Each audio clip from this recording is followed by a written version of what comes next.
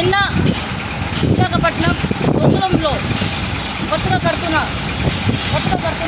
ఈ bridge flyover నిన్న దిమ్మ పట్టడం జరిగింది. సో నిన్న ఇది పడింది, రేపు పొద్దున మొత్తం తయారైన తర్వాత కూడా అది అంత నాణ్యతగా ఉందని ఏం తెలుసు. సో ఇప్పుడు ప్రభుత్వం ఇలాంటి కట్టడాల మీద చాలా జాగ్రత్తగా కొన్ని ఇవి తీసుకోవాలి, చర్యలు తీసుకోవాలి. ఎందుకంటే ఇలాగే బ్రిడ్జ్ కొత్త బ్రిడ్జ్ ఇలా కూలిపోతుంటే రేపు పొద్దున ట్రాన్స్పోర్ట్ వెళ్ళినప్పుడు మళ్ళీ కూలిపోతుందని నమ్మకం ఏంటి? అప్పుడు ఎంతమంది ప్రాణాలు పోతాయి, ఎంతమందికి దెబ్బలు తగులుతాయి, ఎన్ని బళ్ళు నాశనం అయిపోతాయి. సో దీనికోసం ప్రభుత్వం డెఫినెట్గా ఆలోచించి మంచి నాణ్యత మంచి దీంతో కట్టాలని ఇక్కడ ప్రజలు కోరుతున్నారు. ముందుకెళ్ళి ఇక్కడ ఈ కట్టే వాళ్ళు సూపర్వైజర్తో కానీ ఇక్కడ అధికారులతో అడిగి తెలుసుకున్నాం.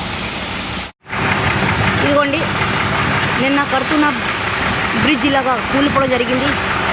అంటే దీంట్లో ఎంత నాణ్యత ఉన్నది అన్నది తెలుసుకోవాలి ప్రజలు.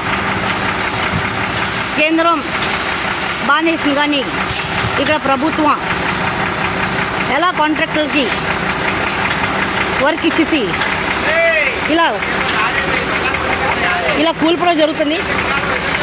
ఇలాగైతే జనాలు ఫ్లైఓవర్ ఎక్కడానికి భయపడతారు. సో ఇప్పుడు కట్టగంటనే ఫ్లైఓవర్లో ఇంత వరస్ట్ అయిన నాణ్యతలు ఉన్నాయి. రేపు పొద్దున కట్టిన తర్వాత ఇక్కడ నుంచి ట్రాన్స్పోర్ట్ వెళ్తున్నప్పుడు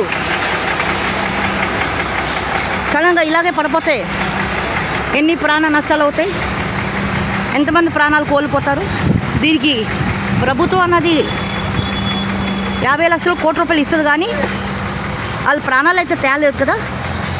సో దీనికోసం ప్రభుత్వం ఆలోచించి సరైన అధికారులకి వర్క్ ఇస్తూ సరైన నాణ్యతతో ఇలా బ్రిడ్జ్లు కట్టాలి, ఫ్లైఓవర్లు కట్టాలని ఇక్కడ ప్రజలు కోరుతున్నారు. అలాగే ఇక్కడ సూపర్వైజర్ గారితో మాట్లాడితే వాళ్ళు వాయిస్ ఇవ్వనంటున్నారు. ఎందుకంటే వాళ్ళు దుష్టిబుద్ధి ఉంది కాబట్టి వాళ్ళు మీడియా ముందుకు రావడానికి భయపడుతున్నారు. అలాగే కాంట్రాక్టర్ గారు కూడా మీడియా వస్తుందని తెలుసుండే బయట అలా పారిపోయారు. సో దీన్ని బట్టి అర్థం చేసుకోవాలి ఎంత దుర్మార్గతనంగా వీళ్ళు వివరిస్తున్నారు. అంటే మనుషుల ప్రాణాలు పోయినా పర్లేదు, కానీ వీళ్ళు జేబులు మాత్రం నిండిపోవాలి. సరైన నాణ్యతతో కట్టరు. ఇది తీరు ఇలా ఉంది.